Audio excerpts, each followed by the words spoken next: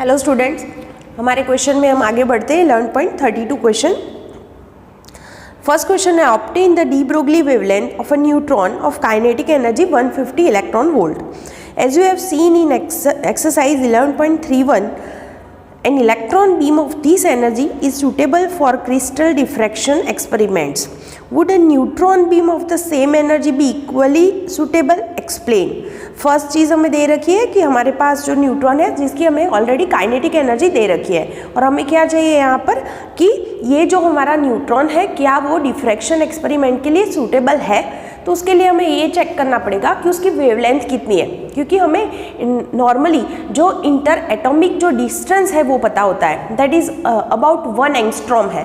तो क्या ये इसके अराउंड है? अगर ये रेंज में इसकी वेवलेंथ हो गई तो वो हम डिफ्रैक्शन के लिए ऐसे न्यूट्रॉन को यूज़ कर सकते हैं, लेकिन अगर वो रेंज में नहीं होगी तो उसका यूज़ हम नहीं कर सकते। तो हम यहाँ पर फर्स्ट चीज़ यहाँ फाइंड करेंगे in question A, that is kinetic energy K is 150 electron volt. We can convert it into the joule. Okay, so this is kinetic energy. Now wavelength lambda is equal to क्या थी हमारी formula, that is lambda is equal to h by P, या फिर लिख सकते हो h by under root 2mk, k for kinetic energy. h की value हमें पता है 6.63 into 10⁻34 divided by under root 2 m, that is mass of हमें न्यूट्रॉन लेना है यहाँ पर, और वो हमें ऑलरेडी दिया हुआ है 1.675 इंटू 10⁻27 किलोग्राम, जो हमें ऑलरेडी दिया है। और काइनेटिक एनर्जी हम ले सकते हैं 150 इंटू 1.6 इंटू 10⁻19। इसका आप कैलकुलेशन करोगे इजीली, आपको लैम्बडा जो होगा वो मीटर में मिल जाएगा। तो आपका आंसर जो होगा वो अराउंड आएगा 2.34 इंटू 10⁻12 मीटर। और जैसे मैंने बताया आपको कि जो इंटर एटॉमिक जो डिस्टेंस होता है वो अबाउट कितना होता है 1 एंगस्ट्रॉम। तो वो जो डिस्टेंस है वो इससे अराउंड हम बोल सकते हैं 100 टाइम्स ज़्यादा है, इसीलिए हम बोल सकते हैं कि neutrons are not suitable for the diffraction experiment. ठीक है, तो ये न्यूट्रॉन का हम यूज़ नहीं कर सकते। आप जब एग्जाम में लिखोगे तो ये सेंटेंस आपको ऐड करना पड़ेगा। ठीक है, तो ये हो गया हमारा क्वेश्चन ए। अब क्वेश्चन बी पूछा है, उसमें देखिए क्या पूछा है। क्वेश्चन बी है obtain the de Broglie wavelength associated with thermal neutrons at room temperature 27 degree Celsius. We can write it into the kelvin, that is 300 kelvin. Hence, explain why a fast neutron beam needs to be thermalized with environment before it can be used for neutron diffraction experiment. देखिए हमारे पास normal neutron था तो उसका हम diffraction experiment के लिए use नहीं कर सकते, क्योंकि उसकी वेवलेंथ कैसी है, ये ऑर्डर में 10 की पावर कितनी है यहाँ पर -12 है ना, तो हम उसका यूज़ नहीं कर सकते। लेकिन अगर हम थर्मल न्यूट्रॉन का यूज़ कर सकते हैं या नहीं कर सकते वो हमें चेक करना है। तो उसके लिए भी हम लैम्बडा फाइंड करते हैं, that is lambda is equal to h by P and p is equal to हमें पता है under root 2mk, where kinetic energy K we can write at temperature T, that is 3/2 kT, where K is Boltzmann constant. 2 and 2 will be cancel out and we get lambda equals to h by under root 3mkt। ये हमारी हो गई formula. अब यहाँ पर अगर हम सारी वैल्यू रखते हैं और लैम्बडा कितना मिलता है वो चेक करते हैं। h की वैल्यू है 6.63 into 10⁻34 by under root 3m, mass of neutron हमें ऑलरेडी पता है 1.675 इंटू 10⁻27 किलोग्राम। बोल्ट्जमैन कांस्टेंट भी हमें पता है 1.38 इंटू 10⁻23 जूल पर kelvin, and temperature is also given 300 kelvin. ये सारी वैल्यू से हमें लैम्बडा मिल जाएगा। तो देखिए यहाँ पर लैम्बडा की वैल्यू क्या मिल रही है, मेरे कैलकुलेशन के हिसाब से मुझे आंसर मिला है 1.45 इंटू 10⁻10 मीटर, और वी कैन राइट 1.45 एंगस्ट्रॉम। तो देखिए हमने पहले भी बताया कि जो इंटर एटॉमिक जो डिस्टेंस है वो अराउंड 1 एंगस्ट्रॉम, या फिर बोल सकते हो 10⁻10 मीटर जितना है, तो ये इसी रेंज में मिला। इसका मतलब ये हुआ कि हम जो हमारे नॉर्मल न्यूट्रॉन होते हैं जिसकी काइनेटिक एनर्जी इतनी है, तो उनका यूज़ हम डिफ्रैक्शन एक्सपेरिमेंट के लिए नहीं कर सकते, लेकिन थर्मल न्यूट्रॉन का यूज़ हम कर सकते हैं। तो इसीलिए हम नॉर्मली क्या करते हैं, जब डिफ्रैक्शन जो एक्सपेरिमेंट करना होता है तो हम न्यूट्रॉन को क्या करते हैं, थर्मल न्यूट्रॉन में कन्वर्ट करते हैं। और उसके लिए हम मॉडरेटर का यूज़ कर सकते हैं कि जिससे उसकी एनर्जी को हम कम कर सकें। नॉर्मली न्यूट्रॉन की जो काइनेटिक एनर्जी होती है वो ज़्यादा होती है और थर्मल न्यूट्रॉन की काइनेटिक एनर्जी कम होती है, तो ऐसे हम थर्मल न्यूट्रॉन में उनको कन्वर्ट करते हैं, फिर उसका हम यूज़ कर सकते हैं। तो आपको पूरा क्वेश्चन यहाँ से बोर्ड से दिख रहा होगा, तो उसको आपको ऐसे लिखना है और जो भी मैंने वर्ड्स में भी कुछ चीज़ें बताई है आपको, वो भी आपको यहाँ पर लिखनी होगी। नेक्स्ट क्वेश्चन पर चलते हैं, that is 11.33. An electron microscope uses electrons accelerated by a voltage of 50 kilovolt. Determine the de Broglie wavelength associated with the electrons.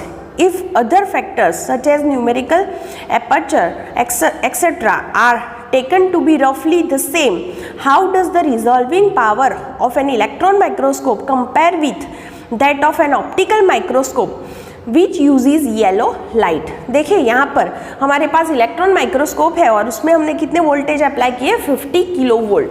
तो voltage V is given at 50 kilo volt, we can write 5 × 10⁴ volt.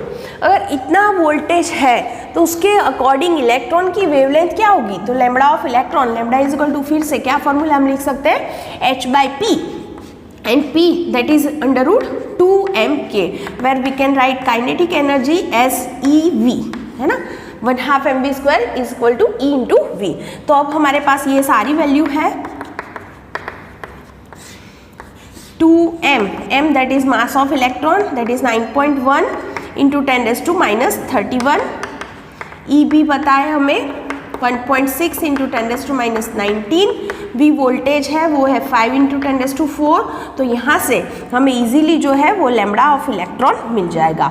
तो यहाँ से lambda की value हमें मिल रही है। देखिए वो कितनी मिली है, मेरा आंसर कुछ इतना आया है, अराउंड अप्रोक्सीमेटली मैं लिख रही हूँ 5.5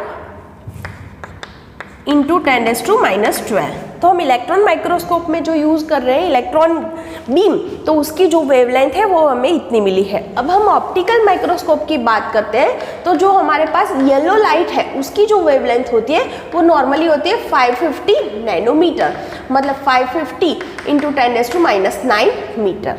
तो अब रिजॉल्विंग पावर की क्या है, यहाँ से हम बोल सकते हैं उसके साथ लैम्बडा का क्या रिलेशन है, तो वो ऑलरेडी आप लोग जानते हो कि resolving power of a microscope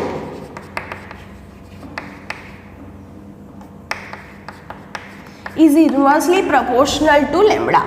इसका मतलब ये हुआ कि रिजॉल्विंग पावर, अगर मैंने ऐसे लिखा, resolving power of electron microscope और रेशियो निकाला अगर रिजॉल्विंग पावर ऑफ, सेकंड क्या है हमारे पास, ऑप्टिकल माइक्रोस्कोप, तो क्या होगी हमारी फॉर्मूला, यहाँ से दोनों इनवर्सली प्रोपोर्शनल है, तो यहाँ पर आएगा lambda of Y yellow light upon lambda of electron. This is given 550 × 10⁻9 metre and lambda of electron that is 5.5 × 10⁻12 metre. इसको आप कन्वर्ट करके दोनों में 55 तो कैंसिल हो जाएंगे, तो आपका आंसर जो होगा वो अराउंड मिलेगा 10⁵। तो इसका मतलब ये हुआ कि resolving power of electron microscope is 10⁵ time more than resolving power of optical microscope. इसीलिए अब हम जो हमारा इसका रिजॉल्विंग पावर ज़्यादा है किसका, इलेक्ट्रॉन माइक्रोस्कोप का, इसीलिए हम लोग क्या करते हैं ऑप्टिकल माइक्रोस्कोप की जगह पर इलेक्ट्रॉन माइक्रोस्कोप का यूज़ भी कर सकते हैं, क्योंकि वो हमें रिजॉल्विंग पावर उसका ज़्यादा है तो अच्छा रिजल्ट दे सकता है। नेक्स्ट क्वेश्चन पर चलते हैं।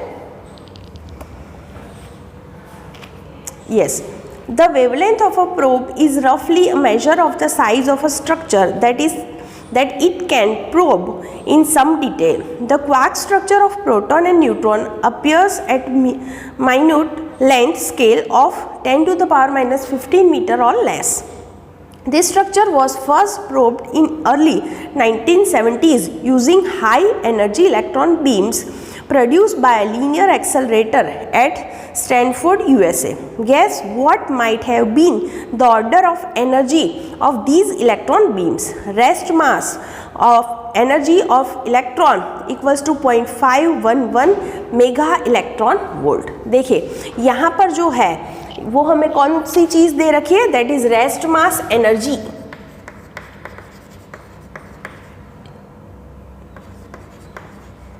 आपको पता है रेस्ट मास एनर्जी मतलब क्या होगा, m0c², है ना, energy that is mc², rest mass energy that is m0c²।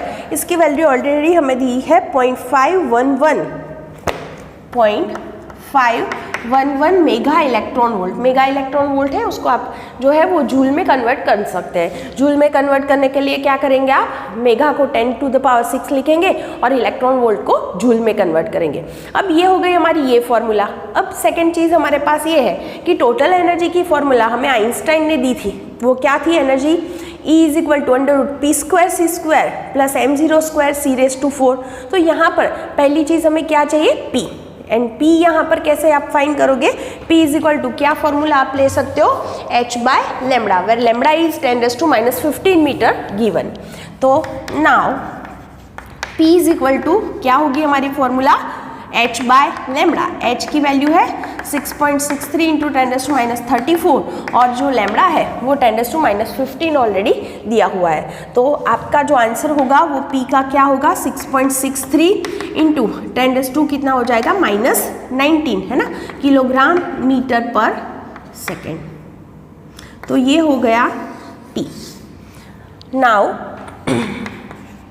Energy E = फिर से फॉर्मूला मैं लिख रही हूँ √p² प्लस m0² c⁴। और भी कैन राइट, अगर मैं स्क्वायर करके देखूंगी, बाद में स्क्वायर रूट लूंगी क्योंकि वो इजी रहेगा मेरे लिए मेथड। तो हो गया p²c², या फिर आप कर सकते हो p × c² प्लस m0c², ऐसे भी आप उसको लिख सकते हो। अब p की वैल्यू है मेरे पास ऑलरेडी 6.63 × 10⁻19, c की वैल्यू है 3 × 10⁸² प्लस m0² इसकी वैल्यू ये वाली है 0.511 मेगा, मतलब 10⁶ आएगी। और इलेक्ट्रॉन वोल्ट को मैं जूल में कन्वर्ट कर रही हूँ और उसका भी मुझे क्या करना पड़ेगा, स्क्वायर। जब ये पूरा आप कैलकुलेशन करोगे तो आप जान सकते हो कि ये वाली टर्म की वैल्यू बहुत ही छोटी होगी, तो उसको हम निगलेक्ट भी कर सकते हैं, या फिर आप ऐड करोगे तो भी आपके आंसर में ज़्यादा फर्क नहीं आएगा। तो यहाँ से हम एनर्जी की वैल्यू फाइंड कर सकते हैं। तो देखिए कितनी एनर्जी मिल रही है, यस, फर्स्ट जो है वो स्क्वायर का आंसर इतना मिला है 395.6 × 10⁻22। अब इसका स्क्वायर रूट लोगे आप तो एनर्जी इसकी मिल जाएगी, वो मुझे कुछ मिली है 19.89 × 10⁻11। ठीक है, ये हो गया जूल, और उसको आप इलेक्ट्रॉन वोल्ट में भी कन्वर्ट कर सकते हो। तो उसके लिए आपको करना पड़ेगा 1.6 × 10⁻19 से डिवाइड करना पड़ेगा, फिर आपका जो आंसर मिलेगा उसको आप बिलियन इलेक्ट्रॉन वोल्ट में भी कन्वर्ट कर सकते हो। ठीक है, तो फाइनल में आंसर लिख रही हूँ, that is 1.24 billion electron volt. ठीक है, तो इसको हम ऐसे भी लिख सकते हैं। तो यहाँ पर सिंपल चीज़ यही थी कि हमें रेस्ट मास एनर्जी m0c² की वैल्यू दे रखी थी, तो हमें टोटल एनर्जी की ये वाली फॉर्मूला पता थी। उसमें पहले हमें P की वैल्यू चाहिए थी, P = था h/λ, तो वही फॉर्मूला हमने सिंपल यूज़ किए और इलेक्ट्रॉन की एनर्जी हमने निकाली है यहाँ से। ओके, तो अगर हमने ऐसे एक्सेलरेट किया है इलेक्ट्रॉन को तो वो इलेक्ट्रॉन के पास इतनी एनर्जी होगी, इसका मतलब कुछ ऐसा हुआ क्वेश्चन का। नेक्स्ट क्वेश्चन पर चलते हैं, question 35। Find the typical de Broglie wavelength associated with a helium atom in helium gas at room temperature 27°C and 1 atmosphere pressure, and compare it with the mean separation between two atoms under these condition। देखिए यहाँ पर first चीज़ हमें क्या चाहिए, D Broglie wavelength, या उसके लिए ऑफ हीलियम एटम पूछा है। देखिए हीलियम एटम के लिए पूछा है, फर्स्ट चीज़ हमें टेम्परेचर दे रखा है, that is 27°C, we can write it as 300 kelvin. Pressure that is 1 atmosphere, वो आप जानते हो 1.01 × 10⁵ N/m² भी उसको आप लिख सकते हो। ओके, और हीलियम एटम दिया है। तो अगर मैं बात करूँ मास ऑफ हीलियम एटम, तो मास ऑफ हीलियम एटम तो वो क्या होता है, तो होता है उसकी फॉर्मूला हम नॉर्मल लिख सकते हैं m0/Na। m0 दैट इज उसका जो एटॉमिक मास होता है, एटॉमिक मास, और उसको हम Na एवोगैड्रो नंबर से डिवाइड करेंगे तो हमें जो हीलियम एटम होगा, एक एटम, उसका मास मिल सकता है। तो मैं ऐसे सिंपल फॉर्मूला लिख रही हूँ m0/Na। m0 आपको हीलियम पता है 2He4, हम ऐसे लिखते हैं, तो ये हो गया उसका मास, है ना। तो 4 जो ग्राम है, तो उसको अगर मुझे किलोग्राम में लिखना है तो 4 × 10⁻² हम क्या लिखेंगे, 10⁻³ तो ये ग्राम में होता है, 4 ग्राम लिख सकते हो, उसको किलोग्राम में कन्वर्ट मैं ऐसे कर सकती हूँ। और Na दैट इज उसको हम सिर्फ 6 ही ले रहे हैं अभी, 6 × 10⁻² क्या होता है, नंबर 23। आपको पता है 6.023 × 10⁻23, तो उसको हम ऐसे भी लिख सकते हैं 2/3 इंटू 10⁻, क्या हो जाएगा, -26 किलोग्राम। तो ये हो गया उसका मास। मास जो है उसको मैं स्मॉल m लिख रही हूँ, तो मास मिल गया। अब मुझे डी ब्रोगली वेवलेंथ चाहिए, तो लैम्बडा इज इक्वल टू, फिर से हम फॉर्मूला लेंगे कि h/p, या फिर लिख सकते हैं h/√2mk, where kinetic energy k is equal to at temperature T, क्या लिख सकते हैं, 3/2 kT, where k is Boltzmann constant. 2 and 2 will be cancel out and we get lambda as h/√3m kT। देखिए यहाँ पर सारी वैल्यूज हमें पता है, 6.63 × 10⁻34 /√3m, m मास जो है वो है 2/3 × 10⁻26, Boltzmann constant 1.38 × 10⁻23 and temperature that is 300 kelvin. देखिए कैलकुलेशन करिए आप कितना आंसर आ रहा है। मेरा कैलकुलेशन जो है उस हिसाब से मुझे लैम्बडा मिला है अराउंड 0.73 × 10⁻10 मीटर, 0.73 × 10⁻10 मीटर, ये हो गया लैम्बडा। अब मुझे क्या करना है, इसको कंपेयर करना है। हमें यहाँ पर पूछा गया है कि compare it with the mean separation between 2 atoms under these condition. तो 2 एटम के बीच का जो डिस्टेंस होता है वो मुझे चाहिए। तो उसके लिए हम क्या करेंगे, 2 एटम के बीच का डिस्टेंस, तो ये 2 एटम हो गए, तो दोनों के बीच का ये डिस्टेंस हमें यहाँ पर कंपेयर करना है। तो उसके लिए इसकी रेडियस चाहिए होगी, एटम की रेडियस क्या होती है, तो हम कैसे ले सकते हैं। देखिए, तो अगर मुझे जो एटम है उसका वॉल्यूम पता है, वॉल्यूम दैट इज 4/3 πr³ आप ले सकते हो। तो अगर मैं उसका क्यूब रूट निकालूंगी तो मुझे r मिल सकता है। अब हमारा क्वेश्चन ये हो गया कि हम उसका वॉल्यूम कैसे निकालेंगे। तो आपको पता होगा कि जो मोलर वॉल्यूम होता है, molar volume,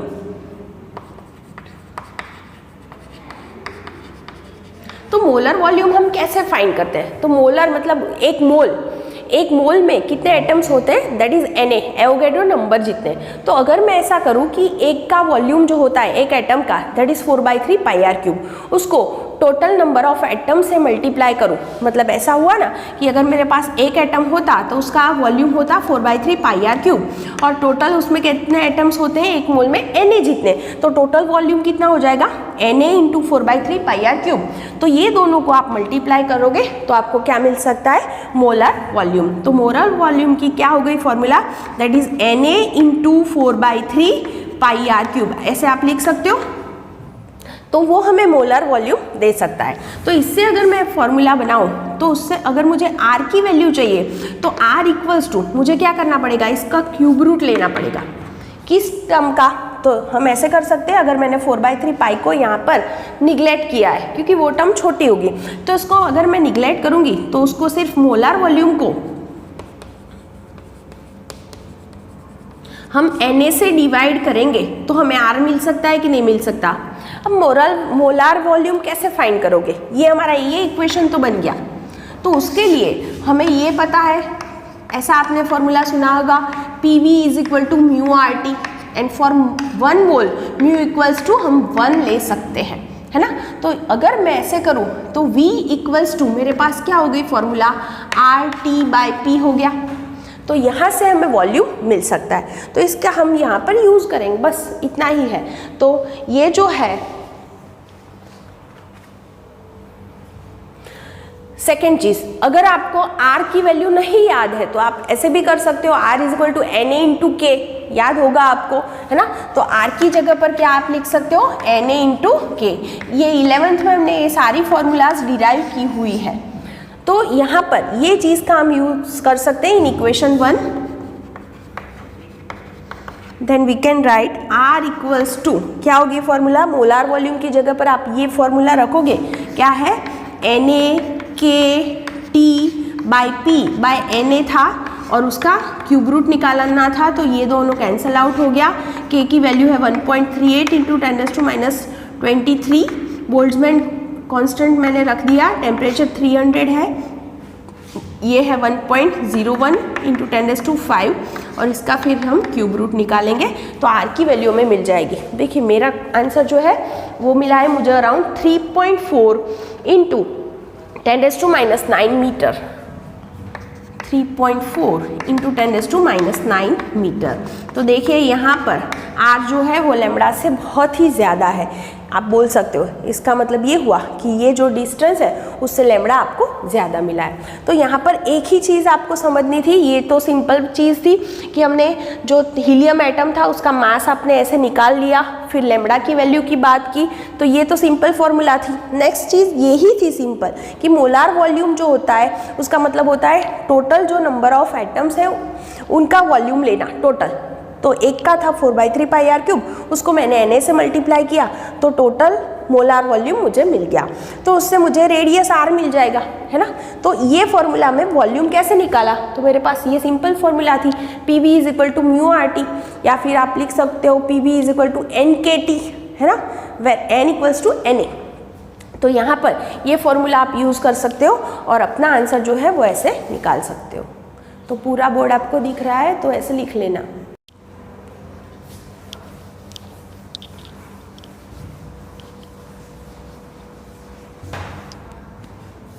Next question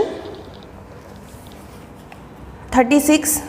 Compute the typical de Broglie wavelength of an electron in a metal at 27 degrees Celsius and compare it with the mean separation between two electrons in a metal which is given to be about 2 into 10⁻⁻10 metre. यहाँ पर जो है वो distance already हमें दिया हुआ है, जो लास्ट टाइम हमने R फाइंड किया था, यहाँ पर करने की ज़रूरत नहीं है, ये डिस्टेंस हमें ऑलरेडी दिया है, उसके साथ हमें उसको कंपेयर करना है।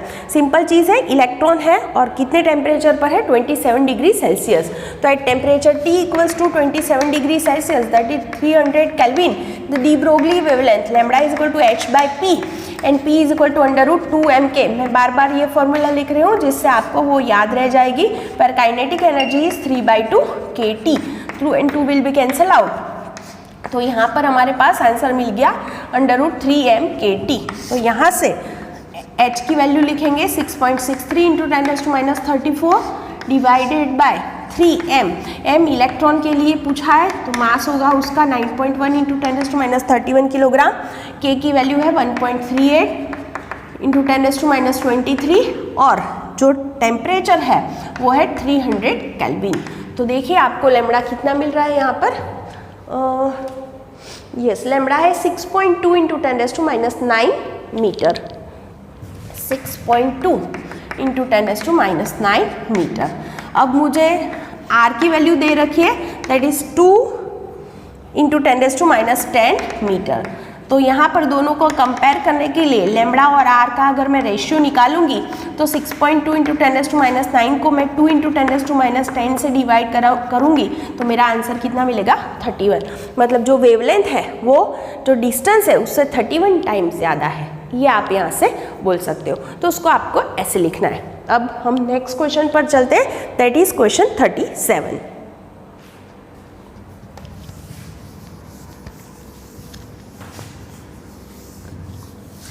इसमें हम अलग अलग क्वेश्चंस पूछे हैं। Answer the following questions. First है quarks inside protons and neutrons are thought to carry fractional charges +2/3 and -1/3 e. Why do they not show up in Millikan's oil drop experiment? देखिए आपको पता है जो प्रोटॉन और neutron है वो quarks से बने हैं, आपने वो भी पता है UUD एंड UDD, है ना, ऐसे वो बने हुए हैं, मतलब अप क्वार्क डाउन क्वार्क उसमें है। तो उसका कुछ चार्ज भी है, जैसे अपवर्ड का चार्ज है +2/3 और डाउनवर्ड का है -1/3 e। तो हमें यहाँ पूछा है कि क्यों मिलिकान को अपने एक्सपेरिमेंट में ये चार्ज अलग नहीं दिखे। उसका रीज़न ये है कि ये जो क्वार्क्स होते हैं वो बहुत ही टाइटली एक दूसरे से बाउंड होते हैं, उनको हम अलग कर ही नहीं सकते। कभी भी आपको एक सिंगल क्वार्क कभी भी नहीं मिलेगा, या तो वो 2 की पैर में होंगे या फिर ऐसे जैसे हमें न्यूट्रॉन और प्रोटॉन में जैसे मिले हैं, जैसे 3-3 की जोड़ी बनी हुई है ना, UUD एंड UDD जैसे हमने बोला है, तो वो ऐसे ही टाइटली एक दूसरे से बाउंड होते हैं, तो उनका सेपरेशन करना पॉसिबल ही नहीं है। अगर आप करने जाओगे तो वो और टाइटली बाउंड होंगे, तो इसलिए वो अलग नहीं हम कर सकते, तो अलग से वो दिख भी हमें नहीं सकते। इसलिए बोला है कि मिलिकान के एक्सपेरिमेंट में उन्हें हम अलग से नहीं देख पाए थे। क्वेश्चन बी है, what is so special about the combination E by M? Why do we not simply talk of E and M separately? देखिए, हमने यहाँ तक जितने भी इक्वेशंस अभी तक बातें की है, जैसे इलेक्ट्रिक फील्ड के अंदर भी बहुत सारी बातें की थी हमने, उसमें भी ये देखा था, और हमारा चैप्टर 4 जो मैग्नेटिक फील्ड के बारे में उसमें भी हमने ये पढ़ा था। तो वो सारे जो इक्वेशंस हैं आप उसको कुछ याद करने की कोशिश कीजिए, तो वो सारे इक्वेशन में always E by M ratio ही होता है। जैसे हमने इलेक्ट्रॉन को V पोटेंशियल डिफरेंस के अक्रॉस एक्सेलरेट किया है, तो हमने ऐसी फॉर्मूला लिखी थी 1/2 mv² = EV, है ना। तो ये फॉर्मूला में E by M एक दूसरे को रिलेट करता है ना, तो उससे हमें ये पता चलता है। सेकेंड चीज़ की इलेक्ट्रॉन है हमारे पास और उसको हम इलेक्ट्रिक फील्ड में एक्सेलरेट कर रहे हैं, तो उस पर जो फोर्स लग रहा है तो हम लिख सकते हैं फोर्स F = ma, और फोर्स होता है E × E, तो यहाँ पर भी E by M रेशियो हो गया, राइट। थर्ड चीज़, अगर हम मैग्नेटिक फील्ड की बात करते हैं, तो अगर मैग्नेटिक फील्ड में हमारे पास कोई चार्ज है तो उसकी अगर हम बात करें तो सपोज़ वो सर्कुलर मोशन कर रहा है, तो हम ऐसे लिख रहे थे कि mv²/r = qvb sin थीटा, या फिर लिख सकते हो EVB, है ना। दोनों साइड जो है आप 1/2 से मल्टीप्लाई करोगे तो आपको काइनेटिक एनर्जी के बारे में भी पता चल सकता है। तो ये सारी फॉर्मूला आप देख सकते हैं। यहाँ नॉर्मली सिर्फ M या सिर्फ E की बात नहीं कर रहे, हम नॉर्मली E by M जो रेशियो है उसके साथ ये सारी फॉर्मूला उसको एक दूसरे से कनेक्ट करती है। इसलिए नॉर्मली सिंपल E और सिंपल M के बारे में हम नहीं बोलते, लेकिन ये रेशियो पूरा उसमें मैटर करता है। Question C, why should gases be insulators at ordinary pressure and start conducting at very low pressure? देखिए, जब लो प्रेशर होता है ना, तो उसमें कोलिजन होने की पॉसिबिलिटी बहुत ही कम होती है। तो वो सिंपल तरीके से जो चार्ज होता है वो जब हम बैटरी कनेक्ट करते हैं तो वो इजीली एक एंड से दूसरे एंड तक वो जा सकता है ना, कैथोड से एनोड तक वो जा सकता है। लेकिन जब प्रेशर अगर ज़्यादा होता है तो उसमें क्या होता है, गैस में जो मॉलिक्यूल्स होते हैं तो उसके साथ उसका कोलिजन ज़्यादा हो जाता है, तो उसकी बहुत सारी एनर्जी वहीं पर वेस्ट हो जाती है, तो इसीलिए वहाँ पर हमें करंट नहीं मिलता, इसीलिए वो इंसुलेटर की तरह बिहेव करता है at high temperature. Question D है, every metal has a definite work function. Why do all photoelectrons not come out with the same energy if incident radiation is monochromatic? Why is there an energy distribution of photoelectrons? आपको पता होता है कि जो metals होती है या कुछ भी, तो उसमें ऐसे बैंड्स होते हैं, जैसे वैलेंस बैंड होता है, कंडक्शन बैंड होता है ना, तो ऐसे बैंड होते हैं। तो आपको पता है हर एक इलेक्ट्रॉन की एनर्जी सेम नहीं होती। तो जब हम वर्क फंक्शन की बात करते हैं तो वर्क फंक्शन का मतलब ये होता है कि एनर्जी, कौन से इलेक्ट्रॉन की एनर्जी, जो कंडक्शन बैंड में जो इलेक्ट्रॉन है, जिसको हम बोलते हैं कि जो नॉर्मली मेटल में जो फ्री इलेक्ट्रॉन्स होते हैं जो कंडक्शन बैंड में होते हैं, है ना, हम ऐसे उसको डिस्क्राइब करते हैं। जो कंडक्शन बैंड के जो इलेक्ट्रॉन्स होते हैं जो मैक्सिमम लेवल में है, तो उनको बाहर निकालने के लिए रिक्वायर्ड मिनिमम एनर्जी, उसको हमने वर्क फंक्शन डिफाइन किया था। तो इसका मतलब ये हुआ कि अगर कोई इलेक्ट्रॉन वहाँ पर नहीं है, दूसरे कोई जो लेवल है एनर्जी लेवल उसमें है, तो उसको जो रिक्वायर्ड एनर्जी होगी, या फिर जब वो बाहर निकलेगा, या ऐसे बोल सकते हो जब वो अंदर से बाहर निकलेगा तब उसके पास जो एनर्जी बचेगी वो अलग होगी। इसलिए अलग अलग बैंड में या फिर अलग अलग आप लेवल बोल सकते हो, एनर्जी लेवल में रह रहे इलेक्ट्रॉन्स जो होते हैं उनकी एनर्जी कैसी होती है, बाहर निकलने पर उनकी एनर्जी अलग अलग होती है, क्योंकि वो अलग अलग एनर्जी के साथ अंदर जो है वो बॉन्ड एक बाउंड होते हैं, इसीलिए। Next, the energy and momentum of an electron are related to the frequency and wavelength of the associated matter wave by relation E is equal to h nu and P is equal to h by lambda. But while the value of lambda is physically significant, the value of nu and therefore the value of the phase speed nu lambda has no physical significance. Why? देखिए उसकी physical significance क्यों नहीं है, उसका reason हमें समझाना है। देखिए अगर मैं बात करूं कि फॉर ग्रुप वेलोसिटी, आपको पता है, आपने कुछ ऐसी फॉर्मूला पढ़ी होगी v is equal to nu lambda, ये वाली फॉर्मूला आपको याद होगी। हम क्या लिख सकते हैं, v is equal to nu lambda and equals to लिख सकते हो आप ओमेगा बाय के। ठीक है, यहाँ पर ये जो फॉर्मूला, मतलब मैं ऐसे लिख रही हूँ nu lambda is equal to omega by K. एक काम कर रही हूँ, यहाँ से मैं उसको h से मल्टीप्लाई करके डिवाइड करूँगी, तो ऐसा हो गया h इंटू न्यू हो गया और h से मल्टीप्लाई करके डिवाइड किया यहाँ पर, और ये जो लेमड़ा मैंने ऊपर लिखा है उसको मैं ऐसे लिख रही हूँ, ऐसे भी उसको लिख सकते हैं। तो आपको अब याद होगा कि ये किसकी फॉर्मूला है, ये हो गई एनर्जी, और ये क्या हो गया मोमेंटम p, तो E by P is equal to omega by K. अब मैं इसका डिफ्रेंसिएशन निकाल रही हूँ, तो ऐसा हो गया D E by D P is equal to D omega by D K, right. When E equals to हमारे पास फॉर्मूला क्या थी, that is P square by 2m, तो E की जगह पर मैं लिख रही हूँ पी स्क्वायर बाय 2m। तो यहाँ p स्क्वायर है तो उसका डिफ्रेंसिएशन निकालोगे तो वो क्या होगा 2p होगा, तो यहाँ से 2 and 2 will be cancel out, तो ये क्या मिल गया आपको p बाय m, और p बाय m इसका मतलब क्या होगा, p equals to m into V, तो वो क्या हो गई velocity, that is velocity of a particle.